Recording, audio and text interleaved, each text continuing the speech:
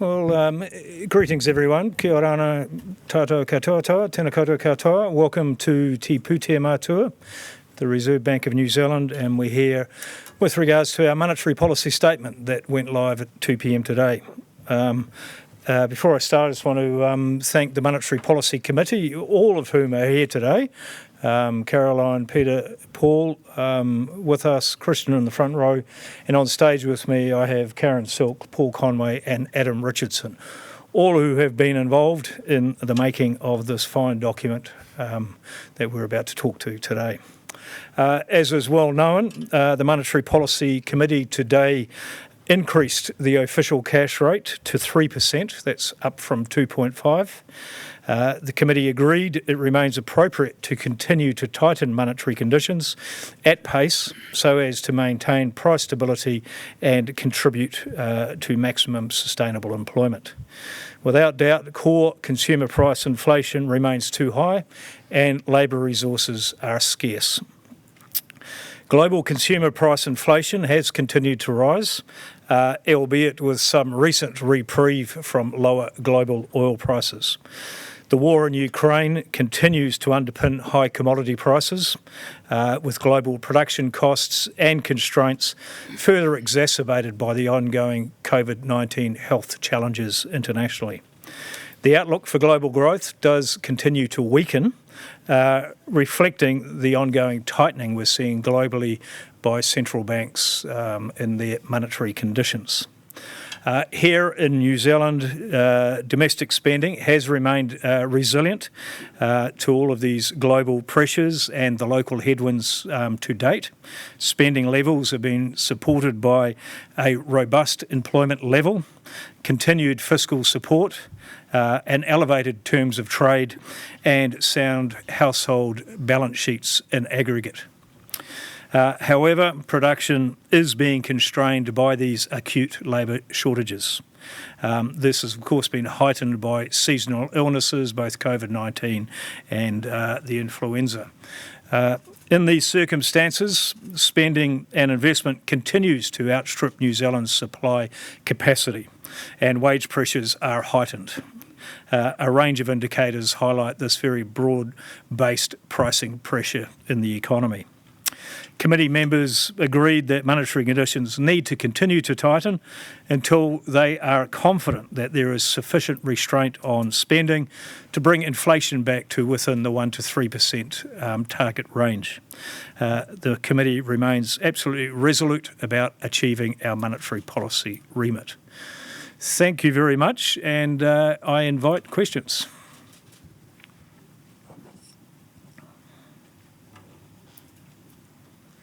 Hi, Ainsley Thompson from Bloomberg. Hi. You're saying that consumer spending is remaining resilient. When do you foresee that slowing down, or do you foresee that slowing down? Yes, so through our projection period ahead, whilst we do not forecast at all a recession, a technical 2 negative quarters, we do forecast low GDP growth, below potential growth rate, and a big part of that is slow, flat, real consumer spending. So, throughout the forecast, a notable feature is subdued consumer spending.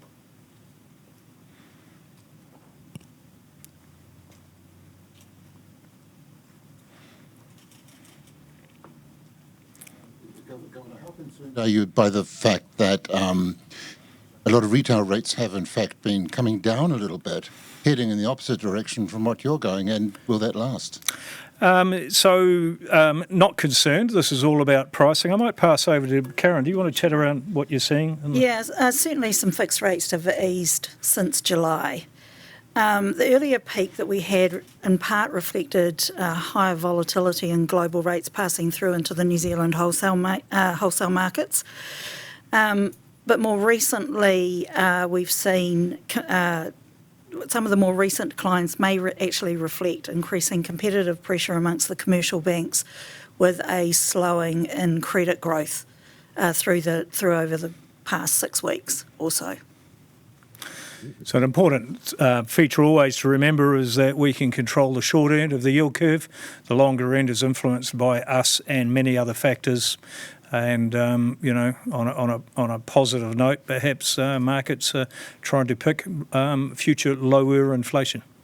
But will you get on top of it, do you think? We are adamant that we're in a very strong position to be on top of inflation.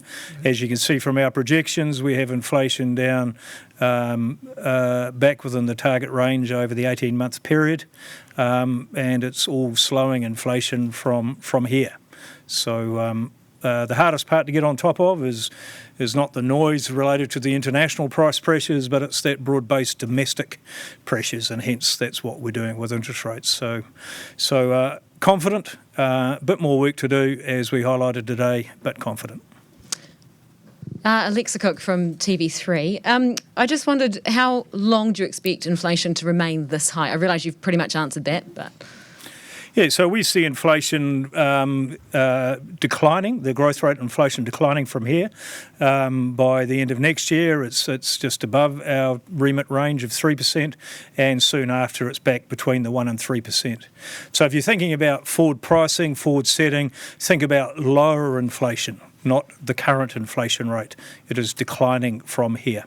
There's also been criticism from the former governor and from political parties about and the call for a need of an inquiry into the COVID economic response spending. What do you say to that? I'm afraid that's well outside of my jurisdiction. I will note that we ourselves, as part of our 5-yearly duty, according to our legislation, we are reviewing the remit itself. That's what we aim at and what we have to have consideration of. But we're also doing our own review of the last 5 years of activity to give it more street cred, to say you can't mark your own exams. We are going out to international experts as well. They will opine on the documents. You will see all of this, and it will all be available by year end. Stephen Wright from Dow Jones. The bank put a statement out in response to the report that was critical of central banks in general in terms of their policy making in response to the pandemic. So why did the bank issue that statement, and did that reflect that you thought some of the criticisms in the report were justified or fair? I think it's important that we are seen as a learning institution, which we are. I don't like it when it's claimed we aren't a learning institution. We are spending an enormous amount of time being incredibly transparent about how we're adapting and evolving. I do encourage people to read directly our monetary policy statements. I know that involves 2 clicks, not just one, to what you write about it. But if you go there, you will see an enormous amount of insight into how inflation has evolved and how we see it. The note that we put out was simply to say, acknowledge it's been seen, because, by the way, almost everyone in this room contacted us at some point, so it's easy just to say once, yes, we've read it. Yes, we acknowledge there are criticisms of us and all other central banks. Yes, we are a learning institution. Yes, I do regret that people are currently experiencing the ongoing tales of COVID and current high inflation, and that we are doing our review, as I've just mentioned before. A significant challenge for any decision maker, particularly with the lags that we have, is decisions now are impacting over the next 12 months to 2 years. So it's about playing the cards that are in your hand at the time as best as you can through time. Hi, Vandana Ban from One News. Governor, how high do you think retail interest rates might go this year, and how much pressure will that put on household debt? It's wonderful. Do you want to chat about the retail and Yeah, sure. Paul could chat about debt perhaps? Yeah, sure. Look, the OCR track that we've put out already, the banks continues to forecast rising interest rates. The banks have largely factored those that into the interest rates themselves. So you may see some more fluctuation between now and then, and across different parts of the curve, reflecting also that, as outlined in our statement, there are near-term pressures around inflation. So we could expect to see a little more increase in some of those rates. But they're substantially in line with the forecast that we've already put out there. Yeah, I'll just add that debt to income It's still looking reasonably. Household balance sheets overall are still in pretty good shape. We're well aware that inflation and higher interest rates are starting to put pressure on at the margin, but overall we see household balance sheets as in good shape. So debt to income is still looking pretty reasonable given what we've come through. Also, just on wages, we know that wages are increasing, but also today we know that the gender pay gap has also slightly increased. What's driving that? From my understanding of the day-to-day and the excitement of living in real time, is that a big part of what we saw around there is increased hours worked. So hourly pay has remained broadly, as we've talked about. Hours worked have increased, which highlights the stressed labour market, people working longer, people in demand for longer. And I believe it's some of the hours worked that has mostly helped close that ongoing gender gap. Just on the, and sorry Tom, just to hold you up, just on the stress levels that are out there amongst households, I will remind people that the banks have and continue to tell us have stress tested all of their customers' financial capabilities to manage interest rates well within the range we are talking about at present. So, people need to stay close to their banks and they should be managed through. But there will be belt tightening. Do you predict wages to keep going up? For us, there is underlying wage pressure. That is a natural reflection of the scarcity of labour. It's more so in some sectors than others. But our forecasts highlight how we anticipate demand to be slowing, and over time that's going to take the heat off the labour market. So, that's, again, when you're thinking about price setting, wage setting, it's 12 months ahead that most matters, not looking in the rear vision mirror, and 12 months ahead is lower inflation pressures. Sorry, Tom. Good afternoon, Tom Pulastraker from Stuff. The review that you've just mentioned of monetary policy over the last 5 years, I assume that's different from the remit review that's taking place. Can I just check, when did you decide to conduct that new review? Was that subsequent to the criticisms made by Graham Wheeler? No, we're honest Johnnies. You should know that, Tom. We are the most transparent central bank internationally. We offered that up free of charge in advance of recent statements. There's two legs to it. The first one is the remit itself, and part of that is a review of our monetary policy actions over the last 5 years. So that was announced publicly quite some time ago. I know it's confusing because a review of monetary policy and a monetary policy review sound remarkably the same. Okay, so that review of monetary policy over the past 5 years is part of that remit review. Are we going to issue them separately so that people can have clear minds and focus? Because, the first part that we'll put out is a review of our monetary policy activities. We hope to have that out in full public glory before year end.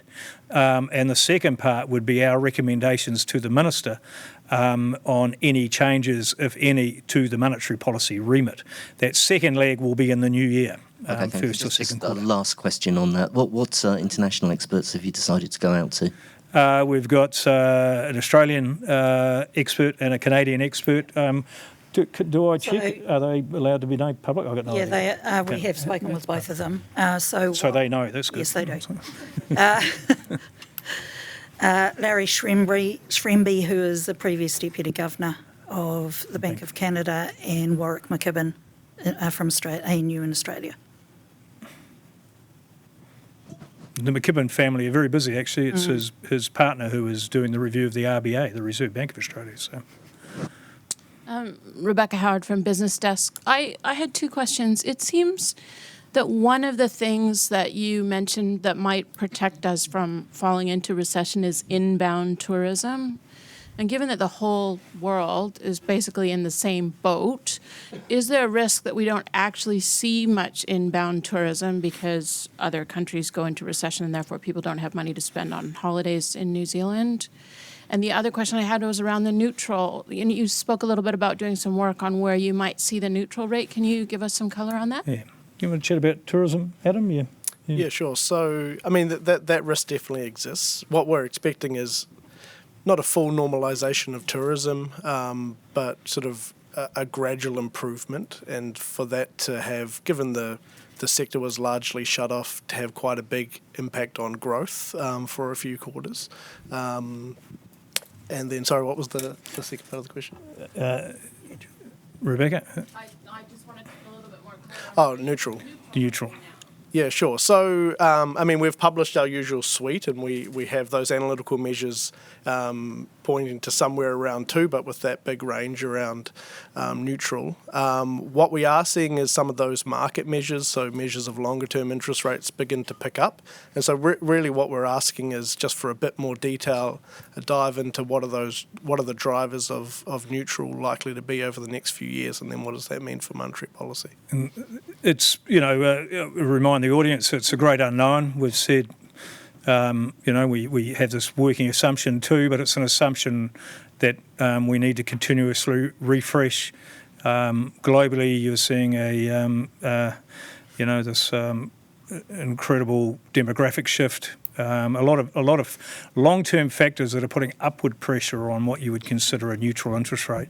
So again, it's just regular business and us being cautious with our monetary policy stance. I would hate to think we're slowing the economy, but we're not doing as much work as what we assumed. Governor, it's Ben McKay from Australian Associated Press. I clicked twice and I'm reading the statement. I haven't got to it all yet because I had to watch the Ian Foster press conference. So apologies if you've covered it off. But did you get close to a 75 basis point rise to get close to the projection where you'll land quicker? Yeah, thank you for the question. And no, we didn't actually. So, we comment in our record of the meeting. We opined, as always, around what direction and then at what pace. We find that the 50 basis point moves we've made have been very orderly, well signalled and sufficient for us to achieve what we're after, by year end, really. We obviously observed many other central banks around the world using the 75. In fact, I think the Bank of Canada did 100 basis points. But that's about starting from lower levels and starting later on this monetary cycle. Can I also ask whether you've decided whether you'll be seeking reappointment next year? No, I don't think that's something we should talk about. Why? Because I don't make that appointment. But you decide whether you want to. Yeah, and I don't want to talk about it, so that's why. Fair enough. So you don't know if you want to be reappointed? I don't want to talk about it. Any other questions floating around? Governor, Bernard Hickey here from the Kaka and Interest.co.nz. Oh, there is. There's some discussion about the effect of the expected 16% fall in house prices from the peak to the trough and its effect on consumer spending. What can you tell us about how that has gone and how it might go, given the 16% is a bigger fall than we've seen previously? Yeah, so I think we even have slightly more than 16% actually from peak to trough, but we say circa 20% would be. Depends if it's monthly or quarterly. Monthly, quarterly, peak, trough, so on and so forth. Just as on the way up, perceived wealth gave people a kick in their steps and they shopped. We have made the same assumption on the way down that some of the perceived wealth, mark-to-market wealth, is no longer there. That will curtail the propensity to consume. Through all of this, though, employment levels remain very high. We've talked about household incomes and nominal wages, but that wealth impact is on the downward side, helping constrain consumer spending, which is what we need. So how much more of a wealth impact becomes a concern for the bank if prices do fall more than the...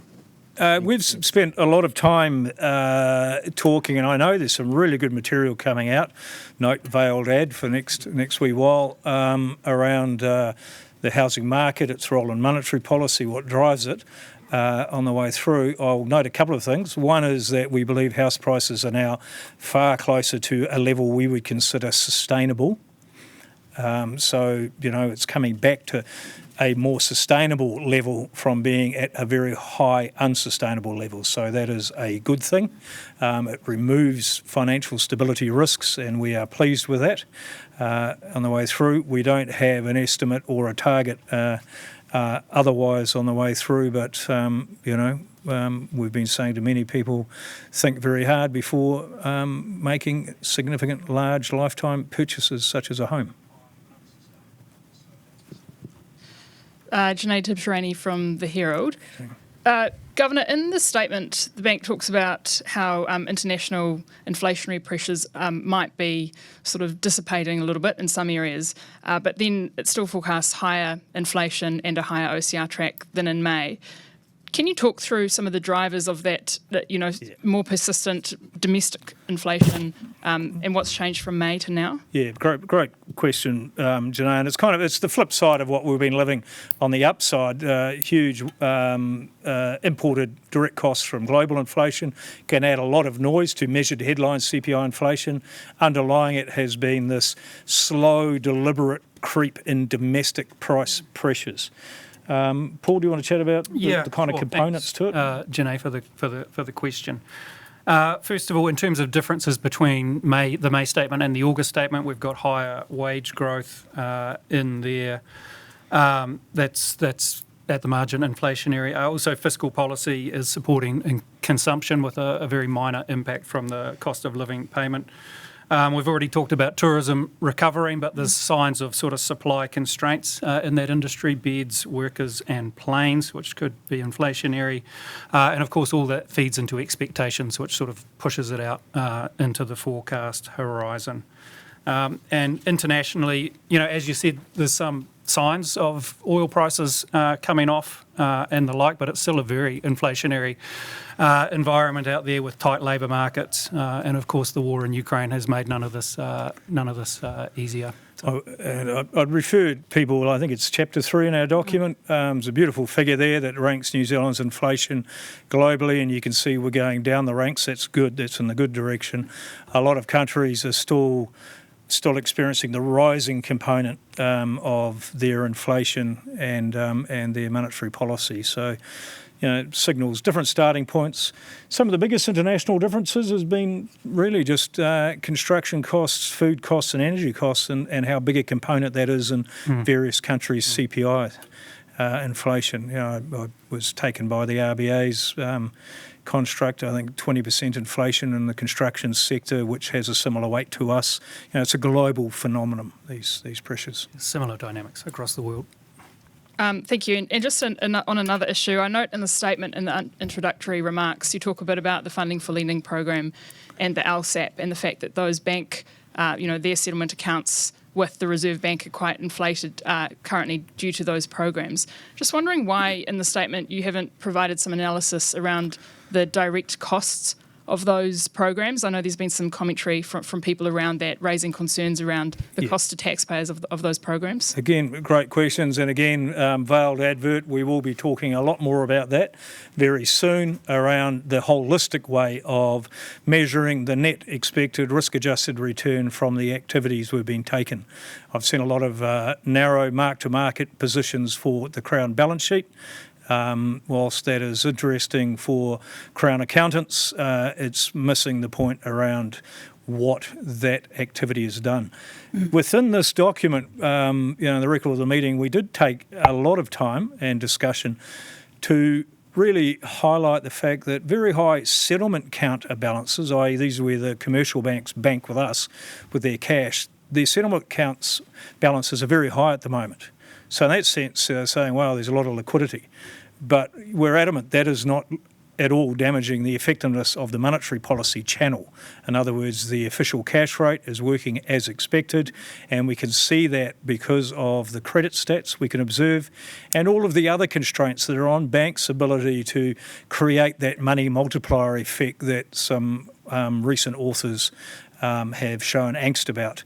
That is liquidity, funding, actual demand. There is a plethora of constraints that mean that settlement cash balance is interesting, but not the causation or challenge that is here. We will talk a lot more about that in very soon to, I hope, demystify some of this area. I know it's been complicated for people. Just one more question. The LSAP program, I think the last forecast done around the impact of that program put it at shaving 50 to 100 basis points off interest rates or something to that effect. That forecast was done a year or two ago, I think. Do you have an update on what you think the actual impact of the LSAP was? Yeah, so we revalidated that recently as part of our ongoing assessment, and that range still stands. And of course, all of this is part of our review that we're undertaking at the moment. So it helped, but it's counted by the official cash rate. Yep. Lucy from Reuters. First question, you talked a little bit about house prices maybe falling circa 20%. We were talking 15% when we were here 3 months ago. What's changed in the last 3 months that has seen house prices fall? Again, sorry, I was trying to find out who. Sorry. It's hard when you can't see whose mouth's moving. Yeah. So actual house prices are coming off much quicker. We remain equally as competent as we always have at projecting house prices. We can tell you where they are relative to something that we are confident around, our sustainable measure, and then we're observing it like the rest of you. And so we've seen prices go from being well north of sustainable to being within the zone of sustainable. So that's really it. What's driving lower house prices? Risk aversion. People are going, well, perhaps we overdid this. Monetary policy. Your OCR profile has it at 4% by March. This suggests a 50 basis point hike at the next meeting. Is that right? We've got 2 meetings between now and calendar year end, and another one in February. We will never predetermine what we're going to do because why would you? Options are valuable, so we retain our optionality. But our view is that sitting around that 4% official cash rate level buys the Monetary Policy Committee right now significant comfort that we would have done enough to see inflation back to our remit. Now, all of that is conditional on whatever else is going to happen next. Dairy prices have come off about 27-30% this year. How much of a concern is that for you and its impact on the economy? You want to chat about the terms of trade, Paul or Adam? Yeah, sure. I mean, they've come off significantly from a very high base. It's important to say. So I think from a on the farm perspective, they're still pretty good compared to history. We do see the terms of trade likewise coming off from a very high level because the price for our export commodities, as you say, are coming off, and we just think the prices of our imports are also likely to ease, but not to the same extent. So negative terms of trade. We have been an unbelievable beneficiary of food prices globally, and we all know the temporary nature of some of that reasons that they've been so high, and by definition we don't expect them to stay there that high. But we are very pleased to see significant rural success over the last couple of years and financial success with it. Their balance sheets are looking a lot better than when I stood up here 3 years ago. Giles Blackwood from Radio New Zealand. Just picking up on the point made by Janae and comments made by Paul, do you now regard domestic, should we say, non-tradables as the greater impulse driver of CPI? Yes, absolutely. That's the bit that we get most purchase on with our New Zealand dollar interest rates, most impacts on New Zealand dollar spending. So that's that homegrown component of inflation. That's the stuff that we can get at over a 12, 18 month period horizon. And that is the bit that has been growing.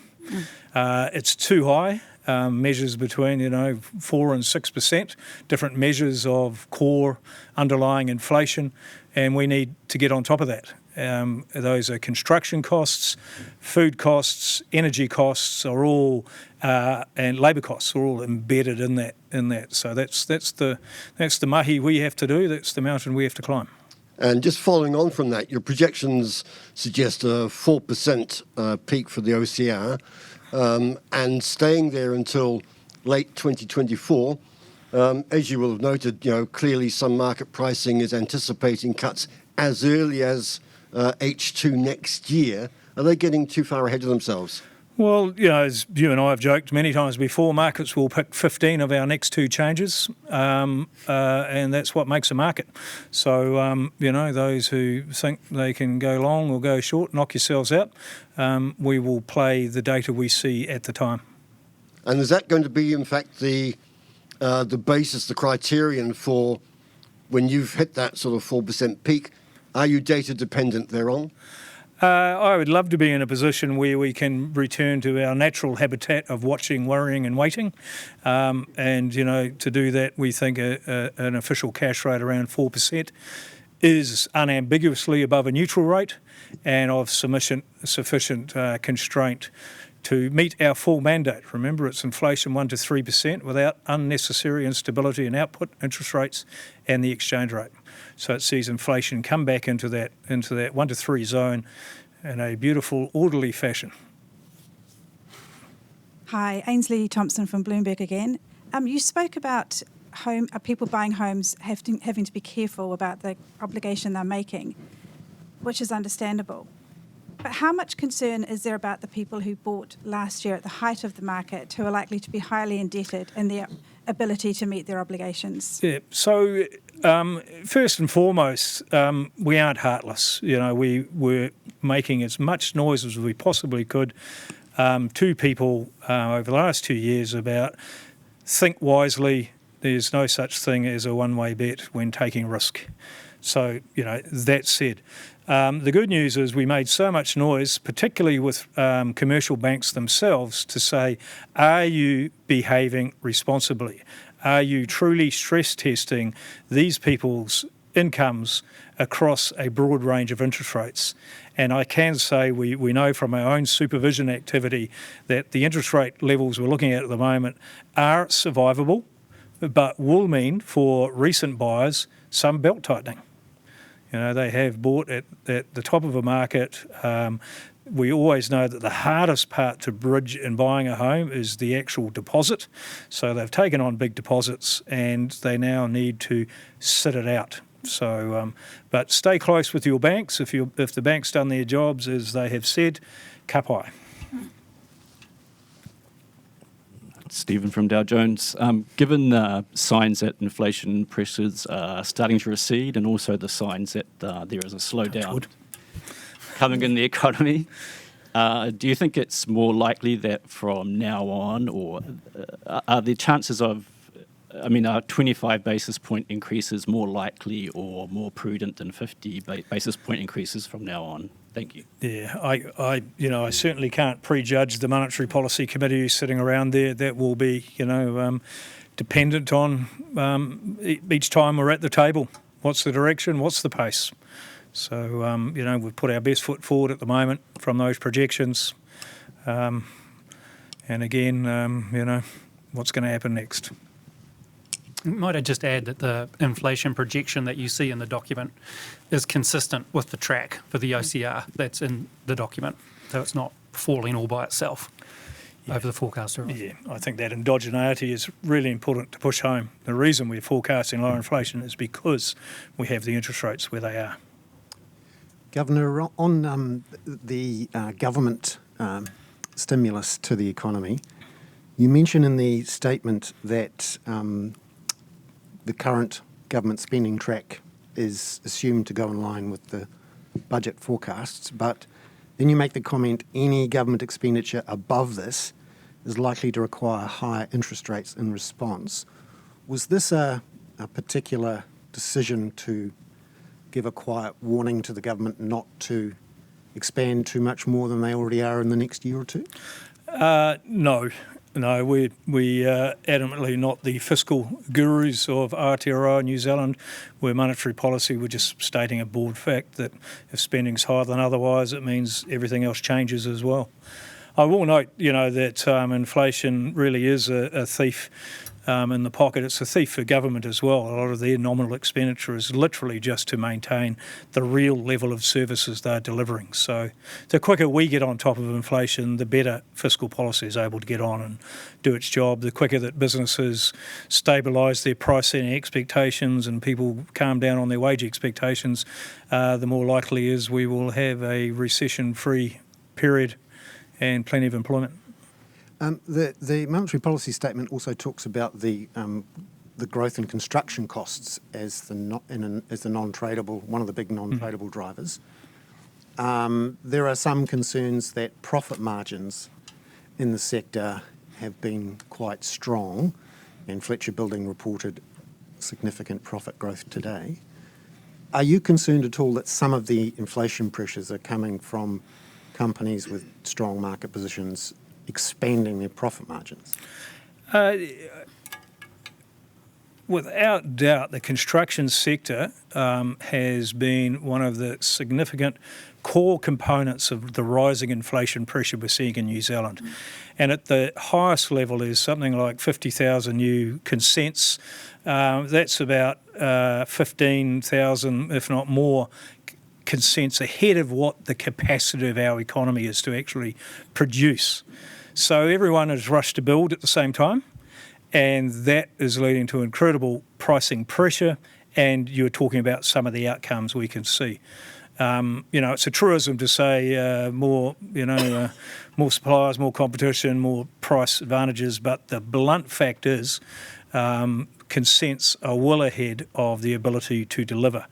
We also put a warning in there that beyond what is currently in the pipeline, which is proving very hard to swallow, there's a falling level of orders ahead.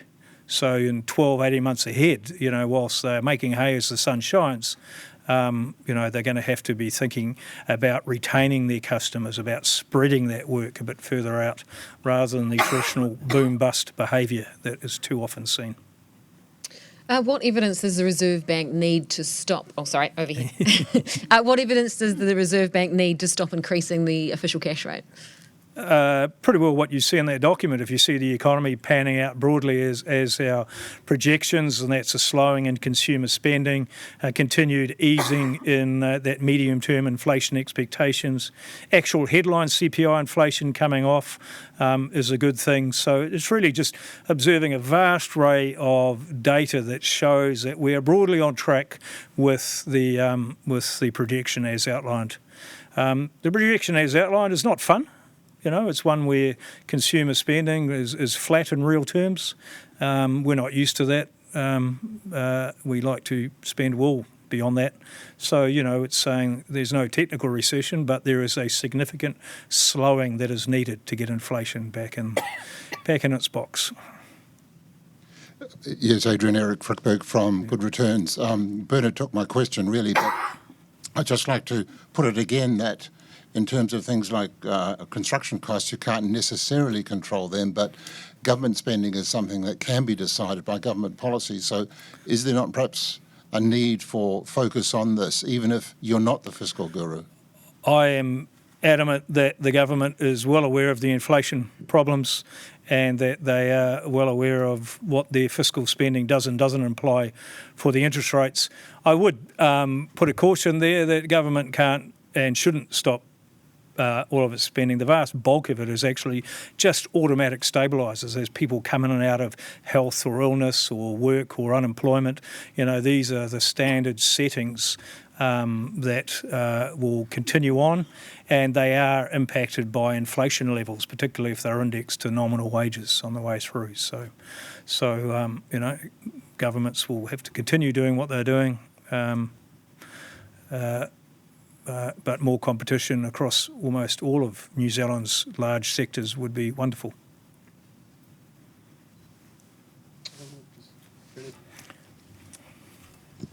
Governor, you mentioned that the bank is a learning institution. What learnings can we take from the last 3 years? I want to come back in a fulsome document that has been internationally reviewed, and that all of the makings of the ingredients and the final cake you can all look at. So those are the important parts. I would say the constraint on labour supply globally is phenomenal. There's not a single country. I've recently back from a meeting with central bank governors from the rest of the world. You could have taken the name of the country out of any of the presentations. They were identical. Labour shortages, energy and construction costs. It's a global phenomenon, given this extreme pandemic event, with being iced on with Putin's war in Ukraine. So it's a wonderful combo of inflationary environments. And probably one to go. Yeah. Just following up on that labour issue, others have said we need to open the migration taps to take some pressure off wages. What's the Reserve Bank's view? Because there's not much discussion about migration in this. Yeah, so we normally do. We talked a lot about migration, I think, in the previous MPS. This one, we didn't have much more to say. We see net migration turning positive again by the end of this year going into next. Is that right, Adam? Yep. Yeah, so essentially a turnaround from about now up to levels nowhere near the past peaks that we've seen, so something more around the sort of 20-year average of inflows. Could it be useful to open the taps to take some inflation back off? Well, labour is the number one scarce resource, so sourcing labour is good. Remember that my previous comment, every country is doing this at the moment. So there is a global competition for labour, and us opening our borders is get in the queue by the sounds of it. So. Stephen from Dow Jones again. What toll would you say has been criticised by your predecessors taken on you? And given the whole global situation of the past couple of years, do you feel that some of this criticism has scapegoated you as an individual and the Reserve Bank as an institution? Yeah. At the personal level, we expect to receive plenty of insight and feedback and criticism. That's party to the game. It was timely, all the recent stuff, because it is useful to feed into our monetary policy review, and so that's the action. I would make one statement that criticism is nice. Retaining integrity is really important to us here at the bank. And I know that the Monetary Policy Committee sleeps straight at night.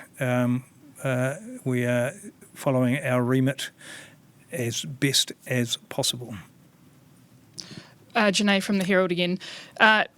How confident, or how can the Reserve Bank explain that it has a social licence to operate? It's obviously very important for monetary policy to be effective, just in light of all these criticisms and the sorts of people, the calibre of people that they're coming from. Reputation is critical to maintain our role, our integrity.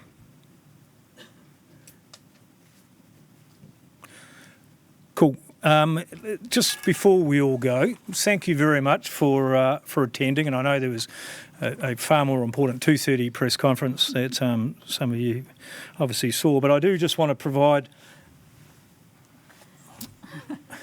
an advertisement for our monetary policy challenge. This is going out to all year 12 and 13 secondary school students. We are doing and anyone can log in and watch. Our WISE staff will be doing a video introduction and asking students questions, I think on August 2-5. And then the students are off to have their own monetary policy committees and report back. So it's a way in which our education system can get more involved in a more user-friendly fashion. And I hope to read about it in all of your leading articles and magazines on the way through. Feel free to join it if you have school children as well, of course. Kia ora, thank you very much, and see you soon. Thank you.